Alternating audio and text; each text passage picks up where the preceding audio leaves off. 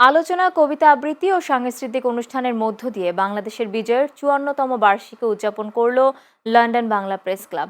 Channel এস-এর যুক্তরাজ্য প্রতিনিধি এহসানুল ইসলাম চৌধুরী শামীম জানান, রোববার সন্ধ্যায় লন্ডন বাংলা প্রেস ক্লাব কার্যালয়ে এ অনুষ্ঠানের আয়োজন করা হয়। প্রেস ক্লাবের ইভেন্ট সেক্রেটারি রুপি আমিনের নেতৃত্বে সমবেত কণ্ঠে জাতীয় সঙ্গীত পরিবেশনের মাধ্যমে অনুষ্ঠানের সূচনা হয়। এ সময় বিজয়ের ৫৪ বছর কোন পথে বাংলাদেশ শীর্ষক আলোচনা সভা অনুষ্ঠিত হয়। প্রেস ক্লাব সভাপতি মোহাম্মদ জুবায়ের এর সভাপতিত্বে ও সাধারণ সম্পাদক তাইসির মাহমুদের সঞ্চালনায় আলোচনা পর্বে অতিথি হিসেবে বক্তব্য রাখেন বিবিসি বাংলার সাবেক প্রযোজক মাসুদ হাসান খান ও যুক্তরাজ্যে মুক্তিযুদ্ধের অন্যতম সংগঠক ফেরদৌস রহমান। অনুষ্ঠানে আরও বক্তব্য রাখেন লন্ডন বাংলা প্রেস ক্লাবের senior vice president barrister Tarek Chowdhury, treasurer Saleh Ahmed সহ আরও অনেকে।